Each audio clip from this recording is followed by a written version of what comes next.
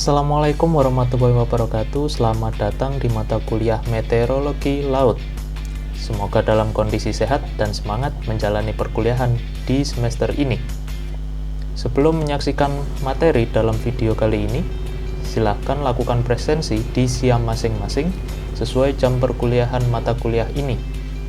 Dan berikut merupakan materi dalam pertemuan kali ini.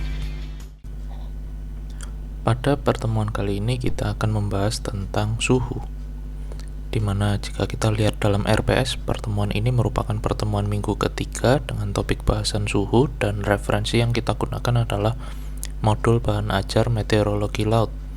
Adapun tujuan pembelajaran, yang pertama adalah mahasiswa diharapkan mampu memahami variasi suhu di permukaan bumi. Mahasiswa mampu mengetahui alat dan tata cara pengukuran suhu udara yang benar.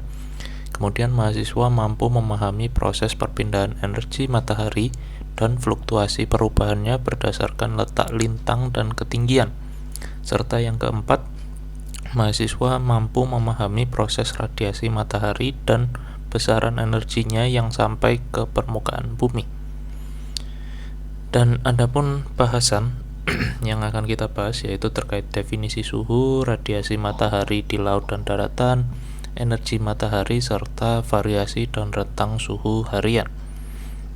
Kita masuk ke bahasan yang pertama terkait suhu atau bahasa Inggrisnya temperature. Jadi suhu didefinisikan sebagai ukuran atau derajat panas dinginnya suatu benda atau sistem. Suhu adalah ukuran energi kinetik rata-rata yang dimiliki oleh molekul-molekul suatu benda. Jadi suhu menggambarkan bagaimana gerakan molekul-molekul benda tersebut. Jadi pembuatan skala termometer memerlukan dua titik referensi, yaitu titik beku dan titik didih, atau sering disebut titik tetap atas dan titik tetap bawah. Jadi ada beberapa skala di sini. Yang pertama ada skala Fahrenheit. Skala Fahrenheit didasarkan pada titik beku 32 derajat Fahrenheit dan titik didihnya 212 derajat Fahrenheit. 1 derajat Fahrenheit menunjukkan 180 kali perubahan suhu antara titik beku dan titik didih. Kemudian skala yang kedua yaitu skala Celcius. Skala Celcius didasarkan pada titik beku 0 derajat Celcius dan titik didihnya 100 derajat Celcius. 1 derajat Celcius menunjukkan 1/100 kali perubahan suhu antara titik beku dan titik didih. Sedangkan yang ketiga yaitu skala Kelvin. Skala Kelvin didasarkan pada suhu terendah yaitu 273 derajat Kelvin dan suhu tertingginya 373 derajat Kelvin. Biasanya skala Kelvin disebut skala mutlak atau absolut atau skala termodinamik. Satuan ini digunakan sebagai satuan standar internasional atau SI. Jadi untuk pengukuran suhu, nah itu tadi sudah kita ketahui. Jadi alat yang digunakan adalah termometer raksa atau dry bulb thermometer. Jadi termometer ini ditempatkan pada Stephenson screen sehingga aliran udara dapat masuk dan melewati termometer. Penempatan ini dilakukan untuk menghindari efek pemanasan langsung dari matahari dan radiasi panas dari permukaan tanah. Nah, jika kita lihat di gambar ini, jadi ada namanya grafik suhu udara rata-rata permukaan bumi dari tahun 1850 hingga 2008. Nah, jadi kita bisa lihat di awal-awal tahun atau di 1800-an suhu permukaan bumi itu cenderung lebih dingin. Jadi bisa sampai minus atau mungkin ya dingin. Tapi lambat laun ketika sudah masuk 1900-an, 1000 kemudian sampai 2000-an, maka suhu permukaan bumi ini akan semakin memanas. Nah, itulah tren yang sering terjadi atau sedang terjadi sekarang di bumi kita ini. Nah, kaitannya apa dengan radiasi matahari dan daratan? Jadi, Energi yang dipancarkan oleh matahari adalah melalui proses radiasi dalam bentuk gelombang elektromagnetik.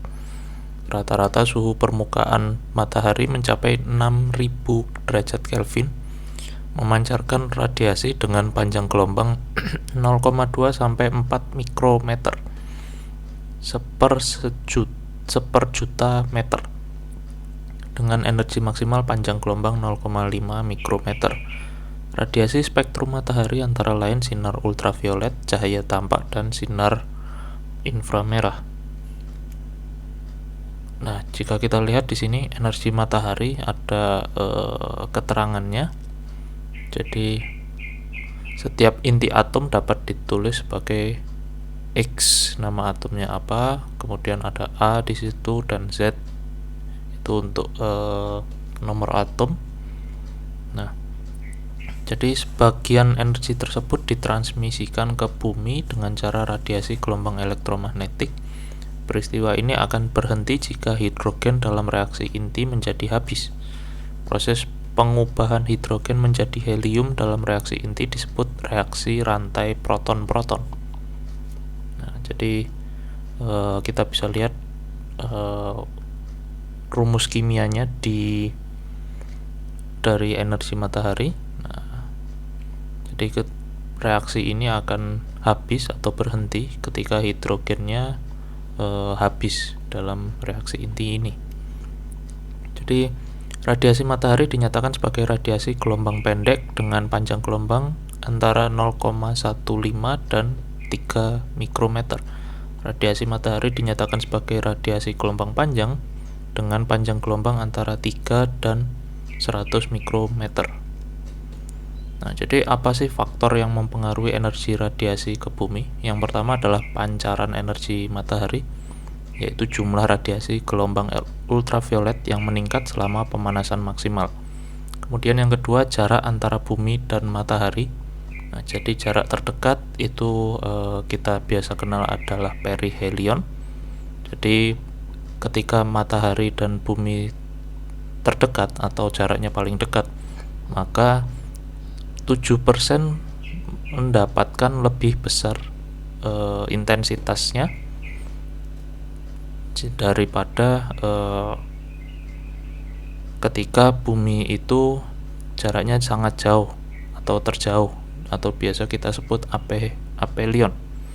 Jadi sedangkan pada jarak rata-rata bumi, radiasi matahari yang diterima mencapai 1396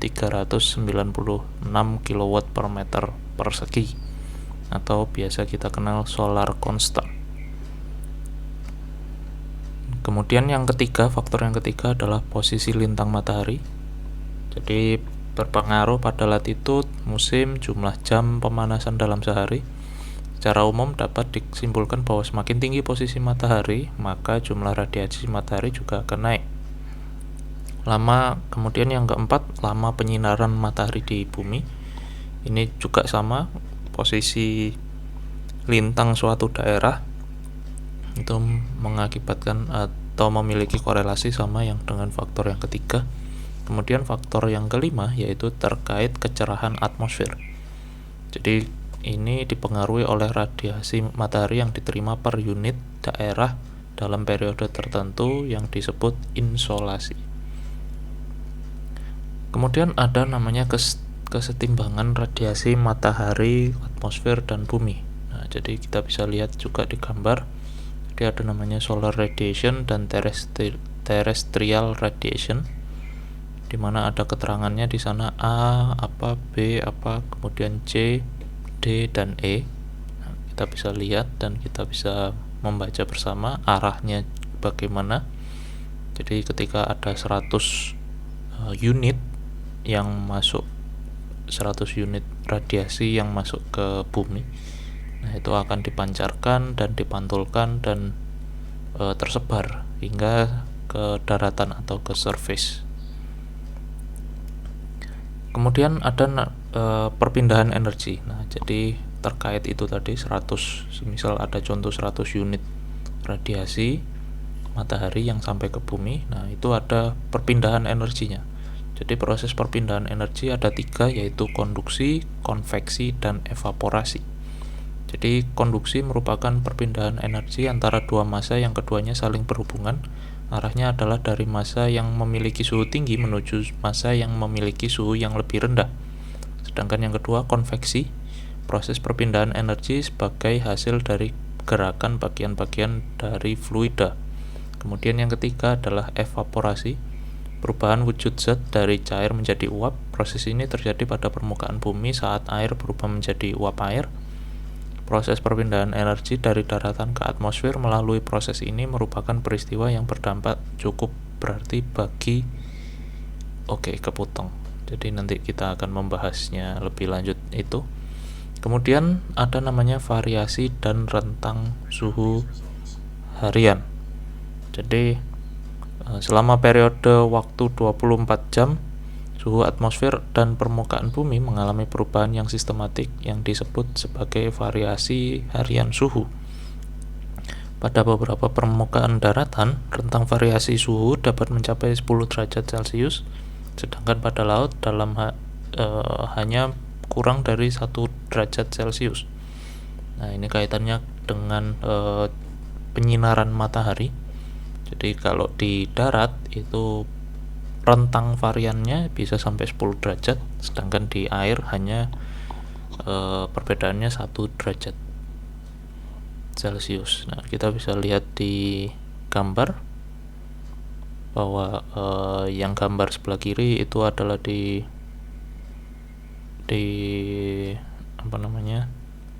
daratan, dan yang sebelah kanan itu adalah di lautan. Jadi kurvanya atau grafiknya sangat berbeda.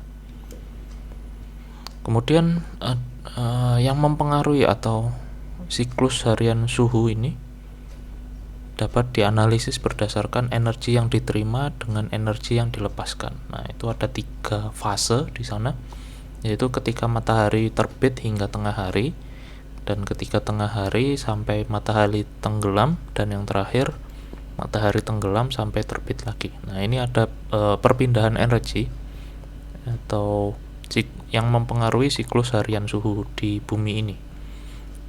Kita bahas satu persatu. Jadi saat matahari terbit hingga tengah hari, ketika suhu permukaan meningkat, penerimaan radiasi matahari meningkat secara bertahap menuju maksimal pada siang hari.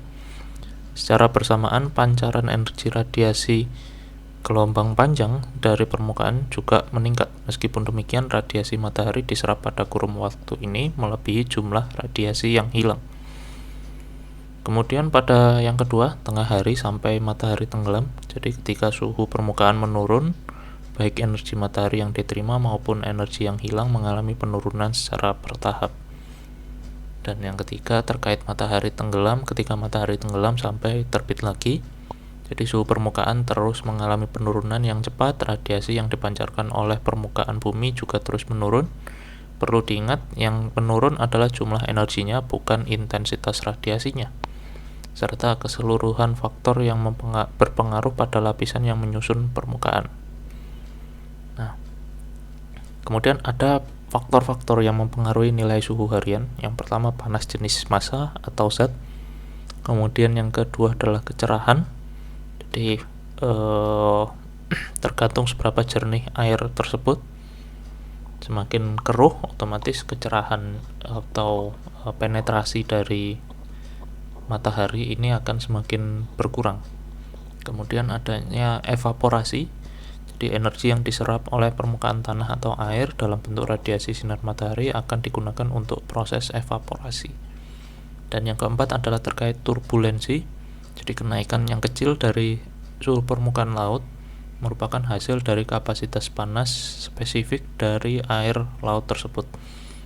Nah, jadi adanya turbulensi di laut membuat variasi nilai suhu hariannya sangat kecil.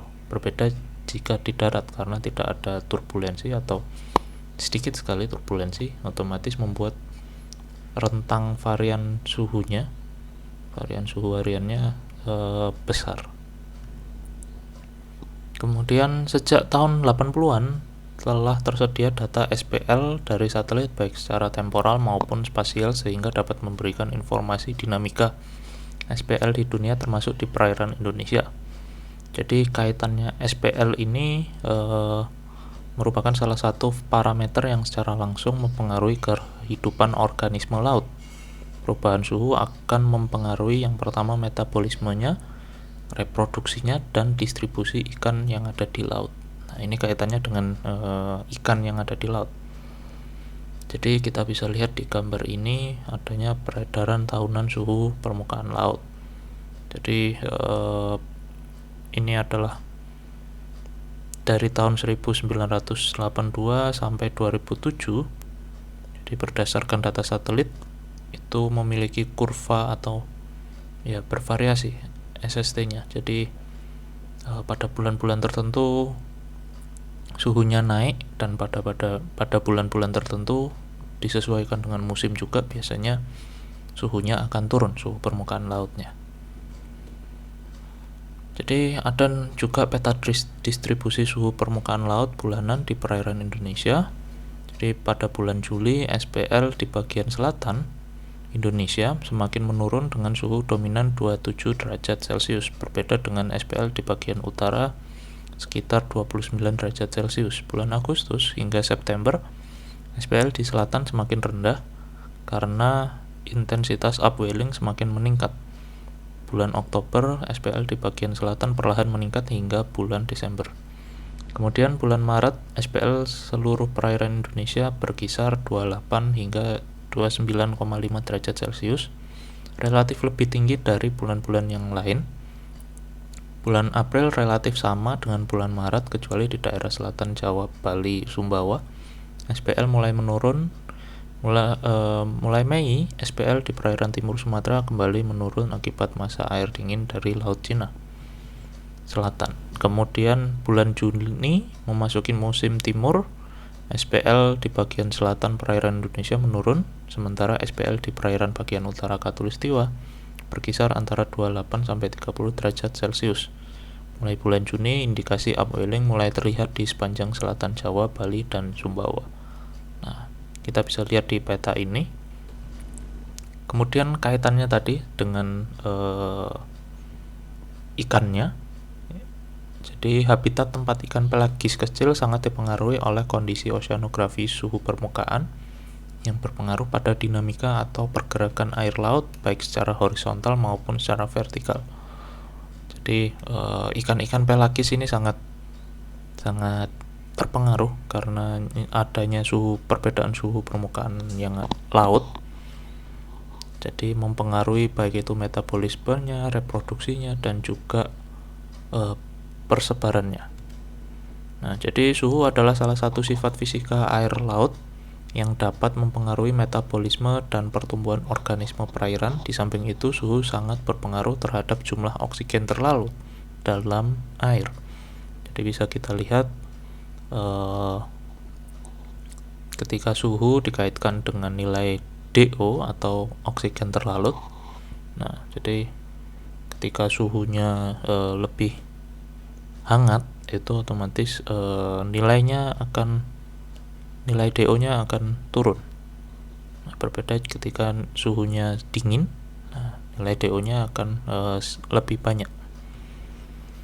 Kemudian suhu permukaan di perairan Indonesia berkisar antara 26 hingga 30 derajat Celcius. Di perairan Indonesia, suhu maksimum terjadi pada musim pancaroba 1 atau musim peralihan, dan musim pancaroba 2 atau musim peralihan 2 sekitar November. Pada saat tersebut, angin relatif lemah sehingga proses pemanasan di permukaan terjadi lebih kuat. Tingginya intensitas penyinaran dan dengan kondisi permukaan laut lebih tenang menyebabkan penyerapan panas di dalam air laut lebih tinggi sehingga suhu air menjadi maksimum. Sebaliknya pada musim barat, suhu mencapai minimum. Hal ini disebabkan karena pada musim tersebut kecepatan angin sangat kuat dan curah hujan yang tinggi. Tingginya curah hujan yang berarti intensitas penyinaran lebih rendah dan permukaan laut yang lebih bergelombang mengurangi penetrasi panas ke dalam air laut. Hal inilah yang mengakibatkan suhu permukaan mencapai minimum. Jadi kita bisa lihat kondisi hasil tangkapan terhadap suhu. Jadi bulan-bulan Juni berbeda atau sangat kurang jika dibandingkan bulan Mei dan bulan April. Kemudian pengaruh suhu pada tingkah laku ikan paling jelas terlihat selama pemijahan.